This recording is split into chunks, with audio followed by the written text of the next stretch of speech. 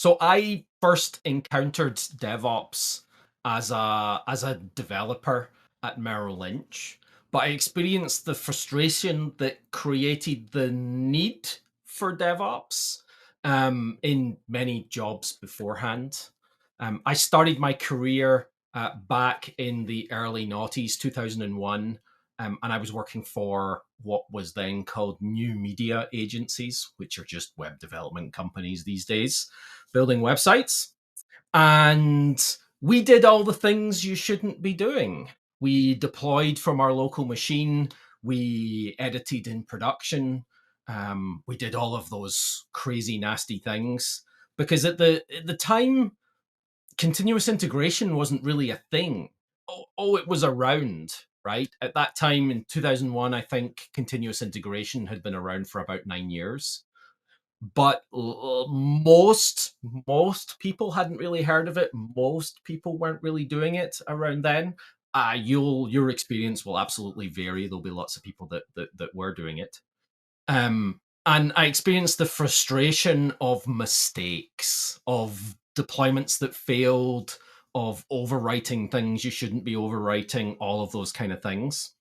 And when I moved to Merrill Lynch, which is a big investment banking company, the rules were different, right? You didn't have access to production. Once it's production, you only had access to specific environments. You had to have specific deployment packages. You couldn't make changes to certain types of systems like SQL Server. You had to give them a patch to be able to apply. And when you're in those restrictions and you try and do the same thing that you were doing before, because when I arrived at the part of Merrill Lynch that I was working at, they didn't have any automation, they didn't have any of these things. You experience even worse frustration because you give somebody who has doesn't care one jot about your product, some DBA in, I don't know where they were. I know that Merrill Lynch had 5,500 DBAs in the organization who you would give scripts to, and they would go run it against the databases, and nobody else was allowed to go near the databases. But it meant that you would give them it would take them a half day to get to it, and they would tell you that the script didn't work. And then you would have to go tweak the script and give it to them, tweak the script and give it to them. And it would just be a nightmare, and it would take ages to get anything deployed. So what we started doing was thinking about how we could do automation, how we could create a more slick process where at the very least we were able to get into production with less hiccups. There wasn't a lot of DevOps going on back then. It was called application lifecycle management. And application lifecycle management was both good ways of doing things and bad ways of doing things, but just under that guise of we're going to be actively managing these applications. It's the term that then morphed into DevOps a little bit later on once DevOps was coined. So what we did was we introduced tools, we introduced ways of doing things, we introduced automation to our story, and I started using at the time Team Foundation Server as part of that integration, automation, everything linked together, traceability story for application lifecycle management. We made it a little bit more professional. But while that was my kind of baptism into that very different environment where there's a lot of controls, we still didn't do it very well. And it really wasn't until I started working more heavily in the Team Foundation Server community and I became a Microsoft MVP that I started engaging with other people who were in that category and really working towards making things more effective, that we started talking about how we could do the automation, how we could enable getting from code all the way to production without having people in the way, messing things up, or other stories in the way, getting in, other bias in the way, getting in the way of the thing you're trying to deploy. And that was really my introduction into proper, it's probably not the right, better DevOps, was as a Microsoft application lifecycle management MVP, working with other ALM MVPs within that category to really focus on that story. And I found that I seem to have an affinity for that, an affinity for engaging with development teams and helping them get better at that continuous delivery, continuous integration. Tools are not all of DevOps. Tools support DevOps, but they're definitely a common route in towards DevOps because I really think of DevOps as the other side of the Agile coin, i.e., Agile was something that was created by some people who were definitely engineers. If you think of the signatures to the Agile Manifesto, but they were also much higher level engineers. They were managers and they were working on big products and projects. So they weren't just a software engineer building products. It was a much bigger thing, and they really um, thought of came up with this idea of agile from that perspective. And some things seem to be a little bit missing that were only implied in the Agile Manifesto, but weren't actually explicitly, this is the thing you need to worry about. And that for me, this is how I feel about it. I think that's why DevOps was born. That's why application lifecycle management became DevOps, is because we really wanted folks from the engineering perspective were trying to get to the same thing that the folks from the Agile Manifesto perspective were trying to get to as well. And with that engineering focus means that there's a lot more reliance, engagement, and support on tools, on processes, on systems, because that's how core engineering folks kind of think.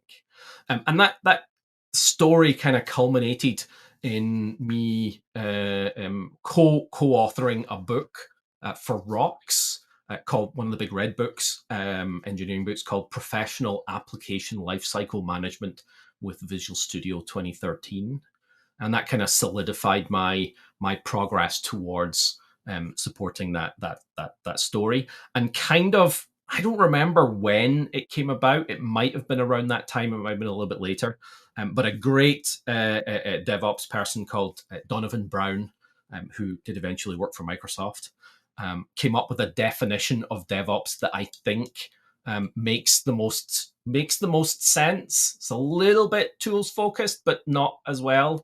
And I quite like it. It's DevOps is the union of people, processes, and products to enable continuous delivery of value to our end users. So when you think about where DevOps came from, application lifecycle management, the engineering side of delivering products, and that move towards realizing, and this was a big realization for me as well, was that people, sorry, let me rephrase that. Tools don't solve problems. People do, right? And people with folks like myself with an engineering focus very much focus on the tools and the code and the engineering. And we sometimes forget that the people are in the way. Not in the way. The people are part of the story as well, right? And we need to bring the people and the processes and the products together to create our system that allows us to effectively build products and continuously deliver products to our end users. So there are kind of three primary challenges in that story of DevOps, which is what I experienced as I moved through them myself. And I think the best way to experience them is to move through them yourself, right? We learn by doing. And the first one is that culture and collaboration shift. If you think of the Agile Manifesto, people and interactions are more valuable than processes and tools, and that's absolutely true even on the DevOps side. But DevOps, to a much greater degree, acknowledges that processes and tools support the people in doing the things that we need to do. I keep thinking of the Knight Capital Group, right? That story about I think they were an investment firm, listed on the New York Stock Exchange, $450 million cash in the bank, to support their business. And they had a failed deployment because they were manually deploying. They had poor quality code. They had a poor quality deployment with just one person, and something went wrong that they couldn't figure out. Um, and they started hemorrhaging money the moment they did their deployment, and ended up, they managed, by the end of the day, they managed to figure out what the problem was with their deployment and fix production. But by then it was too late. They'd drained their capital reserves. They didn't have any cash flow anymore, and they had to file for bankruptcy. And the reason we know so much about why they failed is because the bankruptcy filing has to list why they're going into bankruptcy, and it detailed the problems that they'd figured out they ran into. Right? They'd been reusing code that they thought wasn't used for anything. They'd not been focusing on their architectures and building up software quality, and they had one person doing the deployment with no backup or support to validate what it was that they were doing, and the person accidentally deployed to 7 out of the 8 servers that they were deploying to. That's roughly the story. So that cultural shift, um, on the people side, of getting people on board with this idea that while tools and processes don't solve your problems, they're there to serve the people's needs, and enable them to make things that are really complicated and difficult, like deploying software, can often be really complicated and different. I build and maintain a product still, and I think there's 20 steps in building the product, and maybe 5 or 6 steps in deploying the product. And they all have to be done correctly in order for the output to work. I I don't want to have to walk through that list every time. Not only would it be time consuming, but I'm likely to miss stuff. I'm likely to have my eyes go from step 2 to step 4 instead of 1, 2, 3, right? That happens all the time.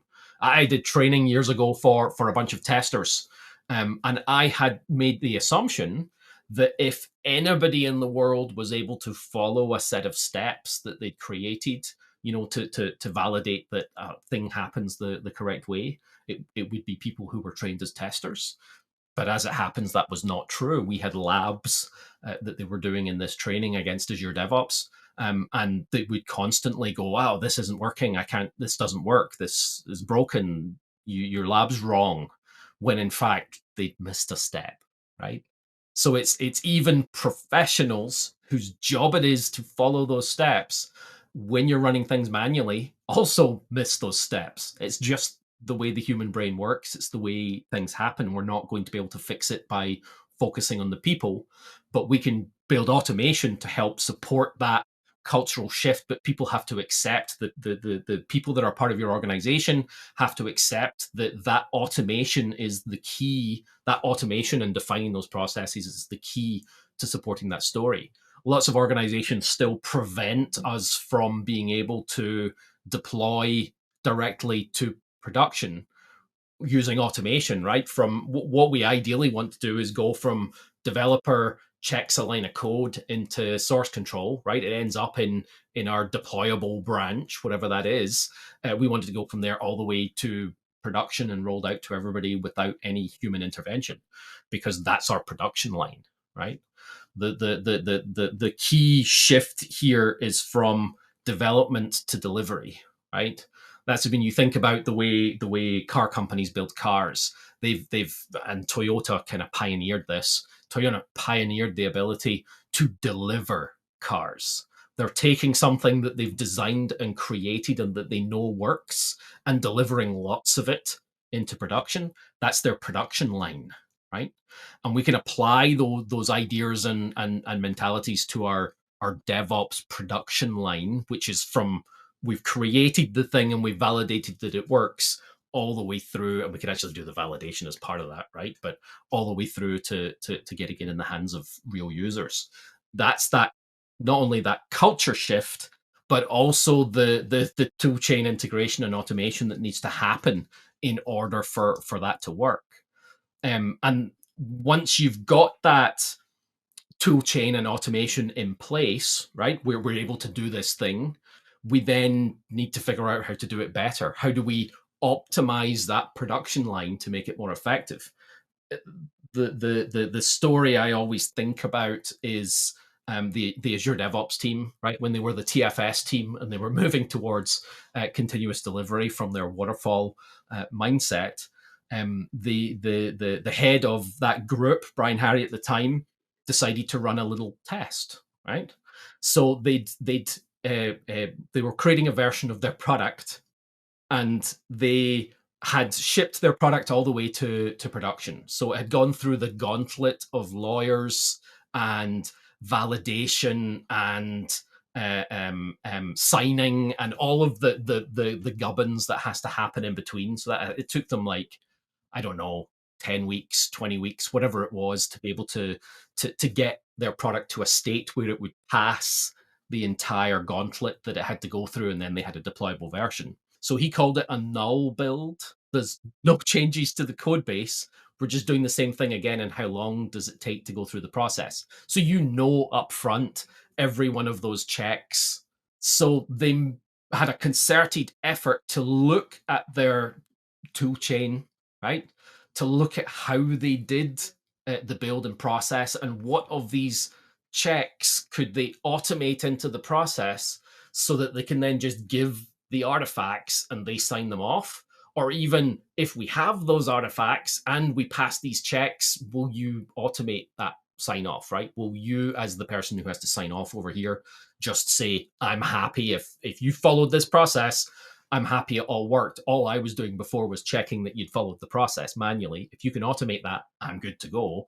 And work through that story inside of the organization of convincing all of those different people, and the build started to chunk down to a much smaller capability. And I think they got it down that way to 48 hours was their automated pipeline. And then they started thinking about the advanced stuff, right? If your biggest problem is going from 8 weeks to 48 hours, focus on that story, right? Getting all the approvals, getting all the engagement, bring it down, right? Now you're at this 48 hours. What's the next biggest thing we need to deal with? That's part of that cultural shift, right? Not only have we got the tool chain involved, but we've got that cultural shift of what's the biggest problem, what's the most length of time that our process is taking, and how can we make it shorter and engage in that story. So um, then you start thinking about more advanced stuff like our advanced automation and orchestration, right? The next thing that particular team focused on was, why does it take 48 hours to run our tests? Well, we need the whole system up. We need to feed it with test data, and then we're orchestrating across the entire system to do those tests. Is there a different way? Perhaps we can convert all those long running tests that need data loaded, and maybe we can convert as many of them to unit tests as possible. So they worked for another 4 years, getting rid of flipping that pyramid, right? From having most of their tests being the long running automation and a few unit tests, flipping that pyramid until, in fact, after 4 years, all of their tests were unit tests. And they got that 48 hours down to 3.5 minutes, right? So that's 3.5 minutes for a developer to validate that the product that they just made changes to still works the way it's intended to work. That's a total game changer for organizations. Think about if you make a change and you don't know for 48 hours whether it was the right change or not, or it worked or not. Do you work on other stuff and perhaps introduce more breaking changes? Or do you stop and wait for that result and then continue on? That delay is a huge amount of waste in the system. Again, lean product delivery, right? You're thinking about how you do that. And then once you do get there and you're confident you can get things into production, what about monitoring, logging, and observability? Right? Are you able to see what's going on in production?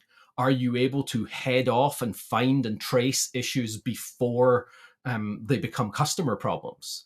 Are you able to go and find out what happened when something goes wrong. Do you have the transparency that you need in your product? That's a huge part of that tool chain and automation, that it takes many months or years of effort to get your product to a state where you even have time to focus on that stuff. So monitoring and logging is really important. That's telemetry, right? How much telemetry do you get out of your system? I only know the stats from about 5 years ago, but about 5 years ago, Visual Studio, the big Visual Studio product, Visual Studio, I guess it would be 2018, something like that, 2017, whatever version it was sending 7.5 terabytes of telemetry to Microsoft every day, right? So that's telemetry on what features us as developers are using, how long the things that we're using take, how long does it take to load, what buttons we click, all of those things, so that they can build a better product. Because then you start thinking about, well, if we've got our advanced orchestration, we've optimized our pipeline, we've also optimized, we can see what's going on because we've got telemetry and logging, and we can observe in almost real time what's happening in the system. Then we can start talking about optimizing for scalability and reliability, right? These are all part of that DevOps story. And then there's the third thing. So we had cultural shift and collaboration. We had tool chain integration and automation. And the third thing is continuous learning and skill development. None of that stuff I just talked about comes along overnight. And none of that stuff everybody already knows in your organization. And even if you start hiring in people that have DevOps skills, what do they really know? What do they really understand? We need to build these skills inside of our organization.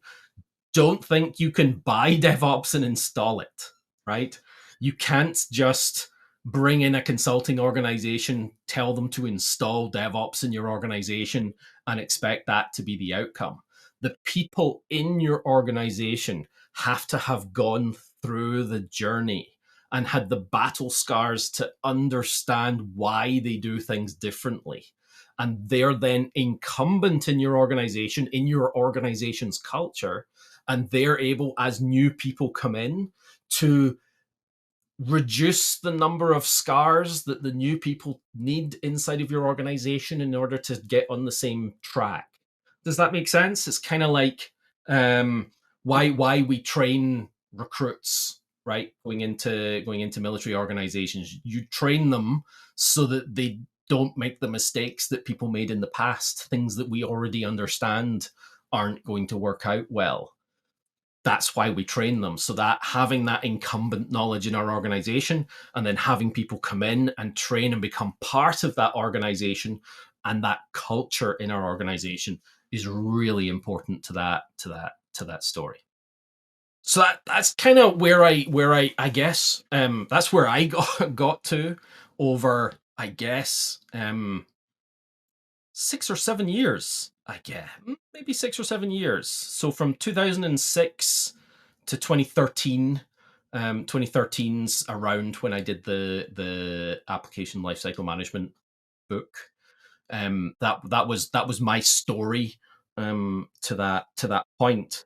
But then when as you as you learn new stuff, sometimes we do things because we're told to do things and we don't know why we're doing things. And in order for true learning to happen, we have to understand the theory. That's actually why theory training is so important inside of organizations, right? Because in order for the people in your organization to have the knowledge and skills to be able to make the best decision in circumstances they've never encountered before, because we're doing complex cognitive work, we need to understand the theory of why those things are true. So things like Little's law and the theory of constraints, and those are things that are part of the lean story, that if we understand those underlying theory and concepts, we can start doing stuff and learning, right? We feed that learning loop through our theory, and it solidifies our understanding, because the theory is the thing that helps tailor our way towards knowledge and understanding. So the thing in DevOps, if you've not heard of it, something called the 3 ways of DevOps. These are kind of the core tenets. I guess they're probably not universally agreed, but these are the core tenets in the way I think about it of DevOps. This is that perspective shift to what's the theory that we generate, the body of theory that we generate that we then build all this other stuff on top of. Because we've seen it working, right, in organizations. So then what are the commonalities? What are the theories that we can understand that will then work in everywhere else as well? Because everywhere else is different. So the theories are the bit that connects it all together. So the 3 ways of DevOps are systems thinking, amplifying feedback loops, and culture of continual learning and experimentation. So systems thinking, the first one is really, really important, that we can't think about systems in isolation. So if you think about your software as the system and that's what I'm working with, what about the people that are doing things around your system? What about the automations that are in place that build and deploy your system? The system is your entire organization and everything that impacts on your system. So we have to look at all of those things. We have to take the blinkers off and raise that impact, because if we don't look at systems thinking as a wider view as part of DevOps and Agile as well, right? And Agile as well. We're not thinking about systems. When we think about just one small part, we might make optimizations for the part that don't, in fact, result in a better outcome for the entire system. So we end up making incorrect choices that maybe inhibit the rest of the system. I'm not sure that I'm not explaining that well. Let me think about how I can explain that better. Um, there are definitely things that I've done where I've made a change to the way I do things on the small scale. That means that the bigger scale of things is harder to do. So, an example of not thinking of the big picture in the IT world is where organizations have a centralized security department, and the security department, in order to optimize their world of security, they decide that everybody has to use, for example, a virtual machine, right? So in order to maximize our ability to be secure, and this is a perfectly logical consequence. We want to 100% secure all of our stuff. Okay, nobody's allowed to do work remotely. In order to interact with any of our systems, you have to be on our network, on our hardware.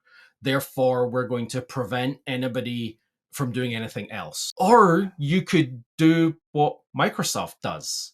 For example, when you're working with Microsoft, you can buy your own physical hardware, join your own physical hardware to their domain. They then take control of that hardware and validate that it has all of the security requirements that they need. They can remote wipe it, and suddenly you're able to work with any local machine on their systems and be able to interact with a local machine, right? You've got full low latency access to everything, moving stuff around, that kind of thing. That is more effective. That's a let's take security with a wider picture of everybody needs to be able to do the job that the business requires, rather than focusing on security as a blinkered view of just that thing. That's an example of systems thinking. It's widening that view and looking at the wider scope of things. The second one is amplifying feedback loops. We need to be able to not only have feedback loops, but how do we maximize the value in those feedback loops? How do we increase our ability to do stuff with those feedback loops? So a great example is when you're using telemetry, right? Do you have the right telemetry? Not just do we have telemetry from our product, seeing how people are using it, but do we have the right telemetry with the right timings of the right things? And how do we enable ourselves to get the right data to then make different choices on the way we do build, deliver our applications to customers, and what we actually focus on? Those feedback loops are hugely important. In Scrum, we have loads of feedback loops implementing that empirical process control system. And then the third thing is that that culture of continual experimentation and learning. That how do we enable people to not get blamed for mistakes? Right? We want to take accountability for our actions, that we're going to be doing as much of the right thing as possible. But in order to push the boundaries, in order to experiment, not all experiments are successful. And that's normal.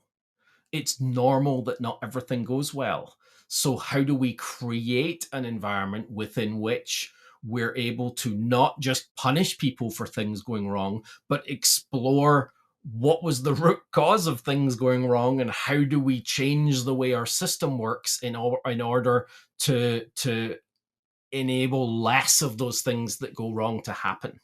And how do we change the way we do things in order to minimize our recovery time and maximize our learning from the outcomes?